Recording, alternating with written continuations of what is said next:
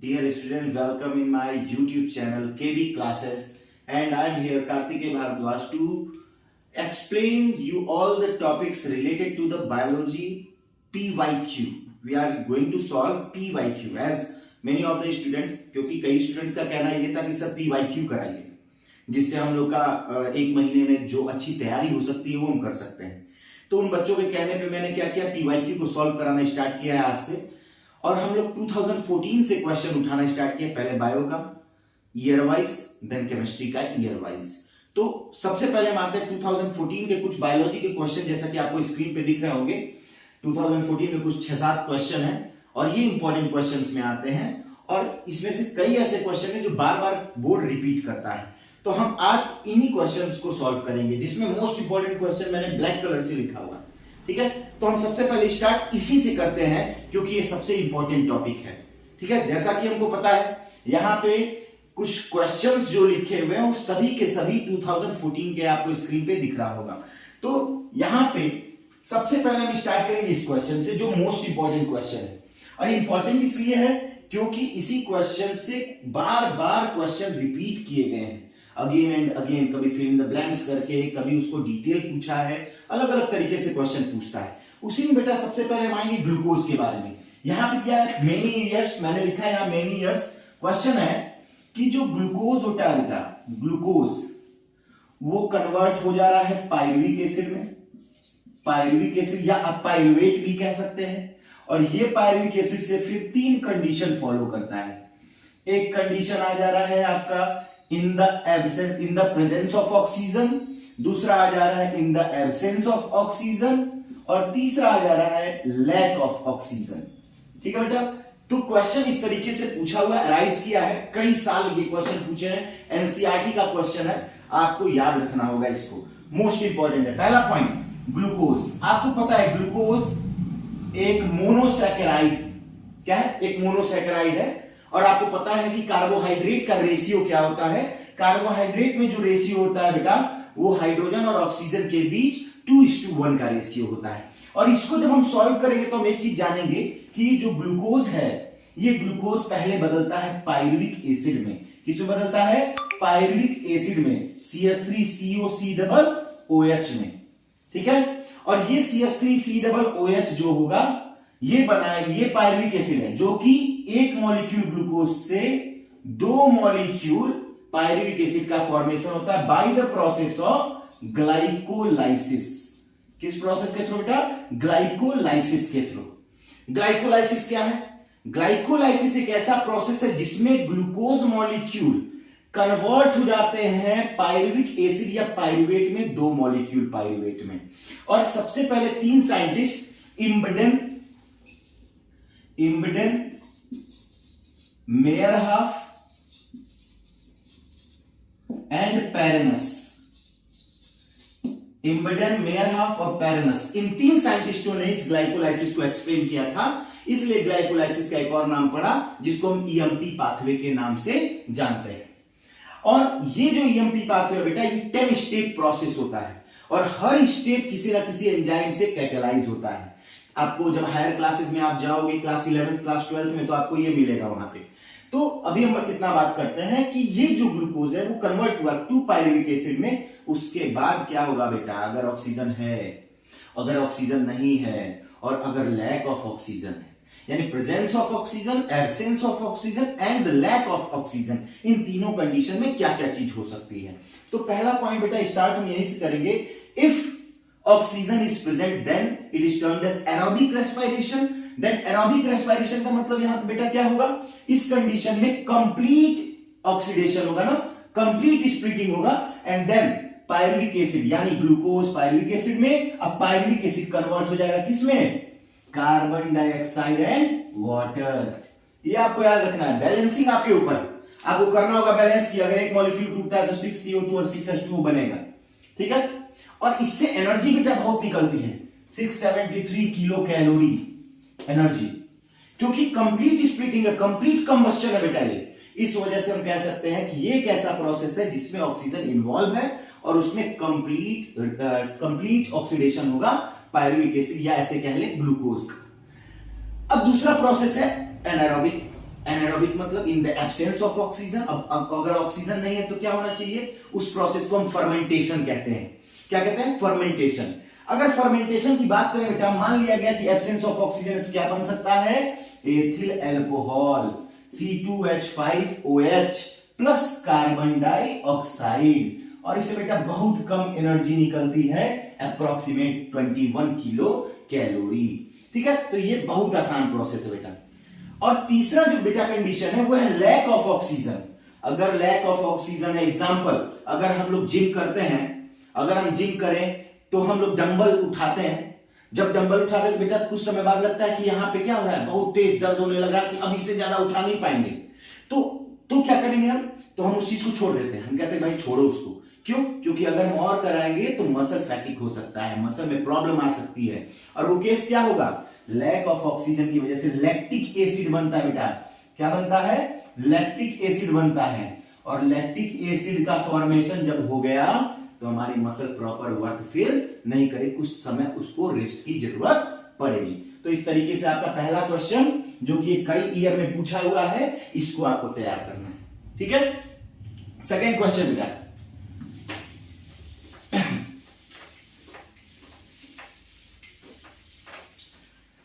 Second question नीचे से चलते हैं। क्वेश्चन दिया, the rate of respiration in aquatic organism is more faster than the terrestrial organism. ये 2014 में आपके क्वेश्चन पूछा हुआ है कि क्यों ऐसा होता है कि एक्वेटिक ऑर्गेनिज्म में रेस्पिरेशन की रेट तेज होती है और टेरेस्ट्रियल ऑर्गेनिज्म में रेस्पिरेशन की रेट थोड़ी स्लो होती है, ऐसा क्यों? तो ऐसा बेटा इसलिए होता है, हमको पता है कि इन केस ऑफ एक्वेटिक ऑर्गेनिज्म, ये एक्वेटिक ऑर्गेनिज्म क्या करते हैं, डिसॉल्व, ये एक्वेटिक ऑर्गेनिज्म क्या करते हैं, डिसॉल्व ऑक्सीजन को लेते हैं। किसको लेते हैं, डिसॉल्व ऑक्सीजन को। But in case of aquatic conditions, but in case of aquatic animals, the amount of dissolve oxygen is very less, the amount of dissolve oxygen is very less, बहुत कम होता है बेटा। इस वजह से उनको फास्टर रेस्पायर करना होता है। जब तेजी से रेस्पायर, कुकुरवा सब नहीं दौड़ते हैं सब, और जब खूब फुल स्पीड पे दौड़ेंगे सब तो क्या होगा, तब फिर ऐसे करेंगे सब, अरे बाप रे बाप, ये तो पीला काहे करते हैं सब ऐसे, क्योंकि वो हाँफ जाते हैं। तो सेम वही केस यहाँ पे है बेटा कि डिसॉल्व ऑक्सीजन को ज्यादा से ज्यादा रेस्पायर करेंगे तो ना उसके पास ज्यादा से ज्यादा ऑक्सीजन आएगा। इसीलिए हम कहते हैं कि डिसॉल्व ऑक्सीजन का अमाउंट कम होता है, एक्वेटिक वाटर में डिसॉल्व ऑक्सीजन कम होता है, इसीलिए उस ऑर्गेनिज्म को क्या करना पड़ता है, फास्टर रेस्पायर करना पड़ता है। और जब फास्टर रेस्पायर करेगा तो क्या करेगा, ज्यादा से ज्यादा ऑक्सीजन पाएगा, और जब ज्यादा से ज्यादा ऑक्सीजन पाएगा तो क्या करेगा, खूब अटक अटक, कब का टेंशन हमको मिल गया है, अब कोनो टेंशन नहीं है, तो ये केस आ जाएगा। लेकिन टेरेस्ट्रियल में क्या है, प्रॉपर ऑक्सीजन है, इन्वायरमेंट में हमारे 21% ऑक्सीजन है, कोई प्रॉब्लम नहीं है। लेकिन एक्वेटिक ऑर्गेनिज्म को डिसॉल्व ऑक्सीजन को यूज करना होता है। ठीक है, एक्वेटिक ऑर्गेनिज्म को डिसॉल्व ऑक्सीजन को यूज करना होता है, जिसका अमाउंट बहुत लेस होता है, और उसको ज्यादा से ज्यादा यूज करने के लिए उसको ज्यादा तेजी से रेस्पायर करना होता है। ओके बेटा, क्लियर है ये? अब आते हैं नेक्स्ट क्वेश्चन, और ये क्वेश्चन तो आपके लिए कुछ नहीं है, बहुत आसान क्वेश्चन होगा हमको जहां तक लगता है।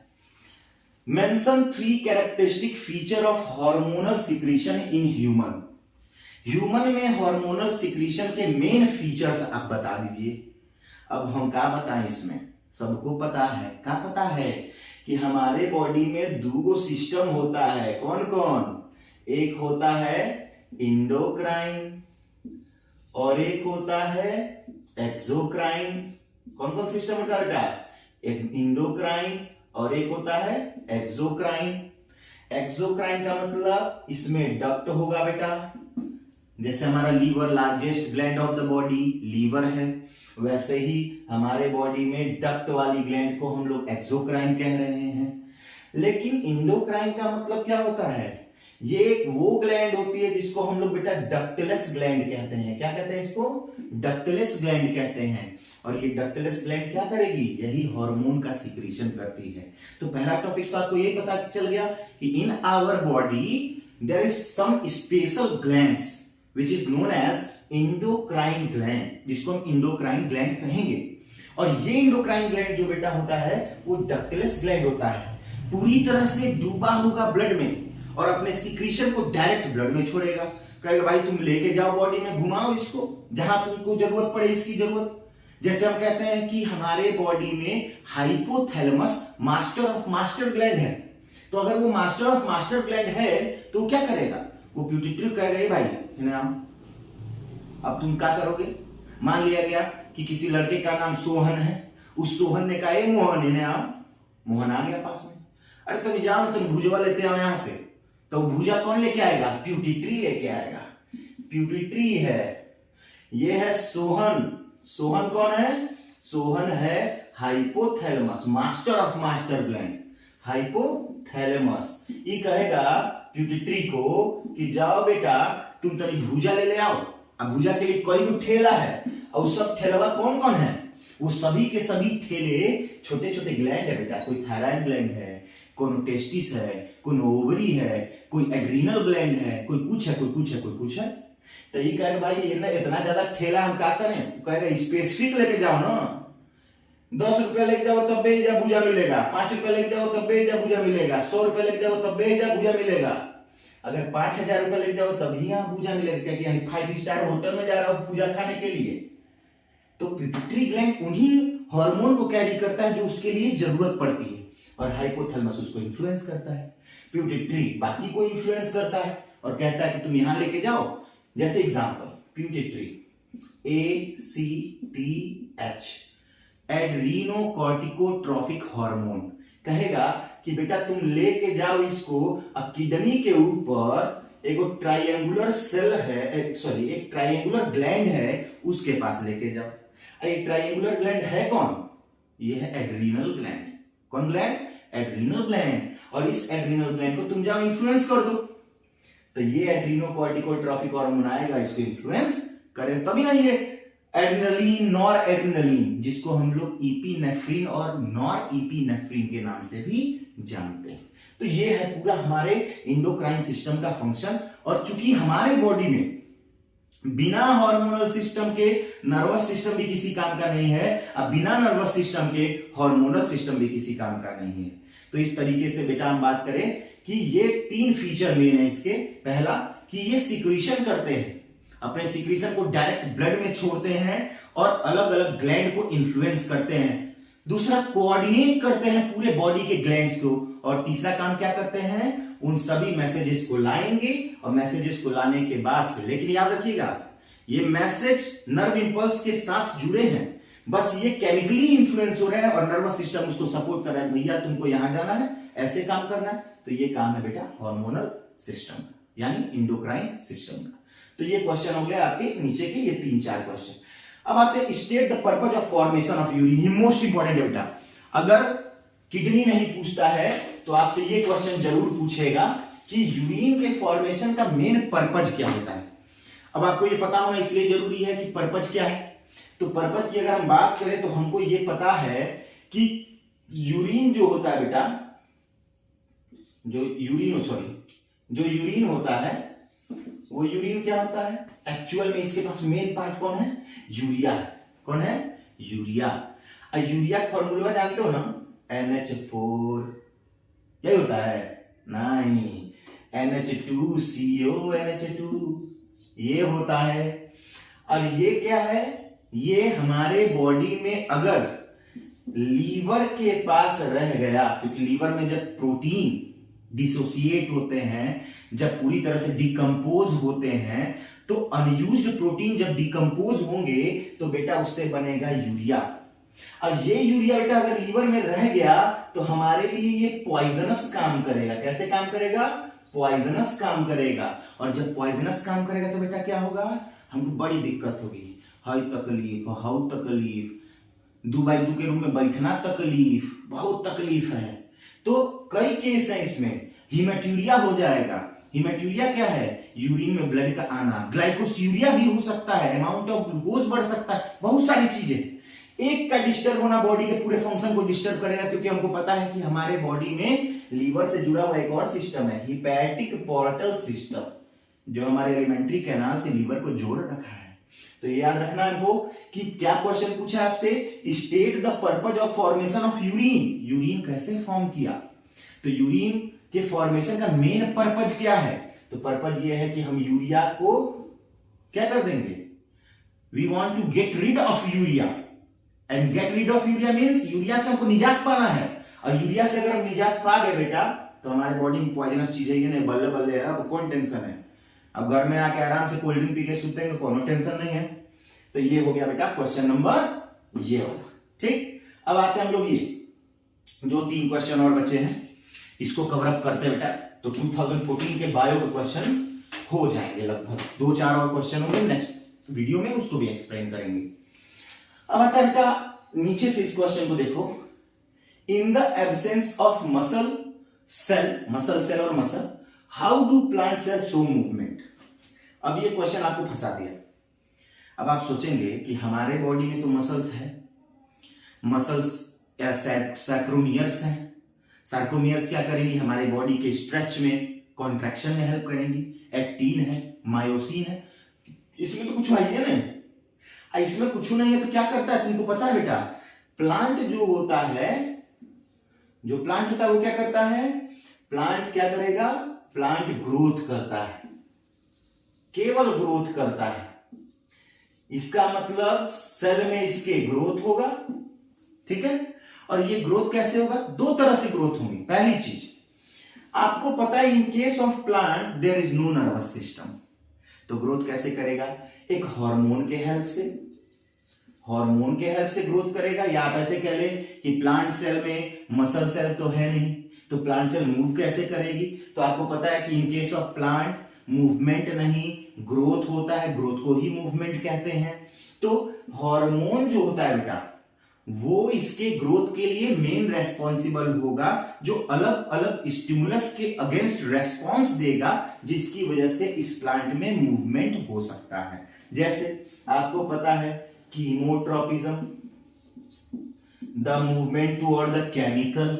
आपको पता है hydrotropism, the movement toward the water. ये पता है आपको? तो कहने का मतलब क्या है कि हार्मोन प्लांट में है लेकिन नर्वस सिस्टम नहीं है। ये ग्रोथ के लिए पहला कारण। दूसरा कारण वाटर। आपको पता होना चाहिए बेटा वाटर कम नहीं है, वाटर का सबसे बड़ा रेस्पॉन्स है इसमें। अगर वाटर सेल में इंडोऑस्मोसिस के थ्रू एंट्री ना करे तो सेल में ग्रोथ ही नहीं होगा, सेल में कोई फंक्शन ही नहीं होगा, ग्लाइकोलाइसिस तक नहीं होगा सेल में, फोटोसिंथेसिस नहीं होगा। क्योंकि फोटोसिंथेसिस इसलिए जरूरी है, आपको पता होना चाहिए फोटोसिंथेसिस इसलिए जरूरी है कि प्लांट में फूड बनेगा, और वो फूड जरूरी है क्योंकि वो प्लांट फंक्शन करना चाहिए। तो प्लांट फंक्शन क्यों करेगा? कब करेगा? जब वाटर का फोटोलाइसिस यानी लाइट के प्रेजेंस में जब ये टूटेगा तब ये इलेक्ट्रॉन और प्रोटॉन देगा। यही इलेक्ट्रॉन बेटा फोटो सिस्टम को क्लोरोप्लास्ट के, थाइलाकॉइड के मेम्ब्रेन में फोटो सिस्टम को एक्टिवेट करेगा, तब जाके हमारे प्लांट में क्या होगा? फोटोसिंथेसिस स्टार्ट होगा। तो एटीपी का बनना, ये सब आप बड़े क्लास में पढ़ोगे, तो इतना समझ में आया। तो ये मेन कारण है कि मसल सेल के ना होते हुए भी हार्मोन और वाटर ये दोनों क्या करते हैं? हेल्प करते हैं। हार्मोन किस तरीके से? तो अगेंस्ट द स्टिमुलस फंक्शन करा के, और वाटर किस तरीके से? सेल के अंदर एंट्री करके ग्रोथ कराता है उसमें, ठीक है। तो इस तरीके से ये क्वेश्चन भी इंपॉर्टेंट आपका खत्म हो गया। अब ठीक हार्मोन सिस्टम से रिलेटेड एक टॉपिक है बेटा, नर्वस सिस्टम के 3 फंक्शन आप बताइए। अब नर्वस सिस्टम के 3 फंक्शन क्या क्या है? तो आपको पता होना चाहिए कि नर्वस सिस्टम के 3 मेन फंक्शन। देखिए नर्वस सिस्टम हमारे बॉडी में सबसे पहला काम करता है, हमारे बॉडी को कोऑर्डिनेट करता है। अगर हमारे बॉडी में नर्वस सिस्टम ना हो, जैसा कि आपको पता होना चाहिए कि नर्वस सिस्टम हमारे बॉडी की यूनिट होती है, और इस तरह की यूनिट जो हमारे बॉडी, जैसे हम बोल रहे हैं ना, हम बोल दिए कि इसका नाम रोहन है, सोहन है, मोहन है, तो हम कैसे याद है? ये इतना पढ़ा रहे हैं, कहां से याद आया? जादू है क्या कुछ? नहीं, हमारे ब्रेन में नर्व सेल्स हैं, हमारे बॉडी में नर्व सेल्स हैं, ये सब कोऑर्डिनेट है, एक साथ फंक्शन कर रही है। हमारे बॉडी में जो भी फंक्शन होगा वो यही करेगी। हमारे बॉडी के हार्मोनल सिस्टम के साथ काम करने का काम यही करेगी। और तीसरा काम, मोस्ट इंपॉर्टेंट काम, ये सराउंडिंग के मैसेजेस को कैरी करती है, उसको प्रोसेस करती है और उसको इंटरप्रीट करती है, और इंटरप्रेट करने के बाद, जज करने के बाद उसके अगेंस्ट काम करती है। तो ये बेटा काम हो गया आपके तीनों नर्वस सिस्टम के मेन 3 फंक्शन। वैसे आप चाहो तो और डिटेल इसको बता सकते हो, ठीक है। अब मोस्ट इंपॉर्टेंट लास्ट, स्टोमेटा का स्ट्रक्चर एंड फंक्शन। तो यहां ध्यान दीजिए, आपको पता है कि stomata is made up of 2 main cells known as guard cells. क्या कहते हैं इसको बेटा? गार्ड सेल्स कहते हैं। GUARDCELLS, गार्ड सेल्स, ठीक है। ये दोनों गार्ड सेल्स हैं। और इस गार्ड सेल के पास क्या है बेटा? बड़े से वैक्यूल होते हैं। क्या होता है? बड़े बड़े वैक्यूल होते हैं, जिसकी वजह से इसका न्यूक्लियस थोड़ा सा साइड में पाया जाता है। वैक्यूल क्यों है? आपको पता है, प्लांट सेल है। प्लांट में कुछ फूड स्टोर होंगे, तो स्टोर होने के लिए जरूरी है। दूसरी चीज, इसके चारों सपोर्टिव सेल्स भी होती हैं, ठीक है। मेन ये होगा कि गार्ड सेल्स जो हैं, इस गार्ड सेल के जो अंदर की लेयर है बेटा, गार्ड सेल के जो अंदर की लेयर है, ये थोड़ी सी हार्ड होती है। और इस ओपनिंग को हम स्टोमा कहते हैं। क्या कहते हैं? इस ओपनिंग को स्टोमा कहते हैं। तो हम कह सकते हैं कि ये जो स्टोमा है, इसी की वजह से ओपनिंग एट क्लोज होता है। यानी ये खुला तो स्टोमा, नहीं खुला तो क्लोज। अब खुला कैसे और बंद कैसे हुआ? तो एक बात बताओ, जब हम लोग खाना ज्यादा खा लेते हैं, पानी ज्यादा पी लेते हैं, तो पेटवा फूल जाता है। पेट एकदम लगता है कि घैली हो गया है, ठीक है। बहुत सारे हैं बच्चे कि जो इतना खा लेते हैं कि पेट में लगता है फूट ही जाएगा। तो वही चीज यहाँ पे है। जब इंडो ऑस्मोसिस होगा ना बेटा, क्या होगा? इंडो ऑस्मोसिस होगा। तो इंडो ऑस्मोसिस के थ्रू ये जो नॉर्मल सेल थी, पहले कैसी थी? ऐसे थी, फ्लैसिड। इसको कहते हैं फ्लैसिड। क्या कहते हैं इसको? Flaccid, sloth, loose. और जब लूज होगा तो बेटा ये बंद हो जाएगा। जब लूज होगा तो क्या होगा? बंद हो जाएगा। और जब लूज होगा, बंद हो जाएगा, तो क्या हो जाएगा? ये एक्सोऑस्मोसिस का रिजल्ट होता है। एक्सोऑस्मोसिस की वजह से क्या होगा? ये फ्लैसिड हो जाती है। लेकिन जब इसको लगता है भैया खाने पीना, शादी ब्याह पड़ गया है, अब थाली सजाएंगे फिर में, तो जाएंगे तो खूब वहां खाना देखेंगे तो हचड़ के खा लेंगे। और जब हचड़ के जब खाएंगे तो हम लोग का क्या हाल होगा? पेटवा फूल जाएगा। और जब पेट फूल जाएगा तो क्या होगा? माना कौन लड़का का नाम दिनेश है और वो दिनेश खूब ठूस लिया, तो क्या होगा? पेटवा एकदम ऐसे हो जाएगा कि नहीं हो जाएगा? तो वही केस यहाँ पे, जब एक्सेसिव वाटर मिनरल्स इसमें जाएंगे तो ये फ्लैसिड कंडीशन तुरंत क्या हो जाएगी? टर्जिड हो जाएगी। क्या हो जाएगी? टर्जिड। और टर्जिड होने की वजह से ये स्टोमेटा ओपन। अब जैसे समझो, स्टोमेटा का ओपन होना ऐसे क्यों? क्योंकि जब एब्जॉर्ब होगा वाटर अंदर की ओर तो ये ऐसे हो जाएगा, और जब लूज हो जाएगा तो ऐसे हो जाएगा।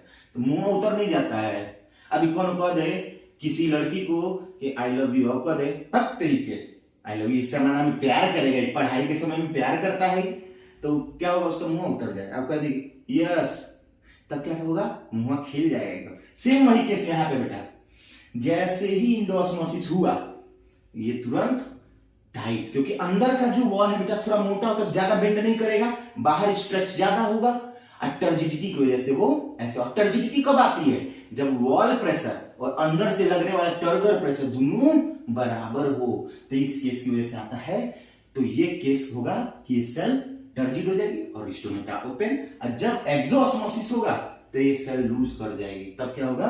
फ्लैसिड। रिजेक्शन हुआ तो फ्लैसिड, और जब क्या हुआ? एक्सेप्ट हो गया तो खुल ही जाएगा। तो यही केस है। तो इसको हम लोग क्या कहते हैं? ये पूरा हमारे 2014 के पेपर थे, कुछ क्वेश्चन थे बायोलॉजी के। कुछ दिन बाद आपको फिर बायोलॉजी के चैप्टर्स 2014 और 2015 के और क्वेश्चन, 2014 में 3-4 और बचे होंगे, और 2015 के और बायोलॉजी के क्वेश्चन आपको मिलेंगे। तो यहीं तक है। प्लीज मेरा चैनल सब्सक्राइब कीजिए, अगर आपको अच्छा लगता है लाइक कीजिए, शेयर कीजिए, और अपने दोस्तों से कहिए कि इससे पढ़े। अगर उनको नहीं समझ में आता है तो मुझे बताएं, मैं उनको और अच्छे तरीके से बताने का प्रयास करूंगा। तो ठीक है, थैंक यू, एंड फिर दोबारा मिलते हैं 1 से 2 दिन के अंदर अगले टॉपिक से, बायोलॉजी से रिलेटेड। और क्लास 12th की भी कुछ सेक्शन हम स्टार्ट करने वाले हैं कल से। तो थैंक यू, और 26 जनवरी की आप सभी को शुभकामनाएं। कल 26 जनवरी है, हमारा देश बहुत ही उल्लास के साथ 26 जनवरी मनाने के लिए तैयार, और कल हम लोग लड्डू खाने के लिए तैयार है। कभी हाथ दोनों बढ़ा के दोनों में 2-2 लड्डू खाएंगे। तो धन्यवाद, थैंक यू।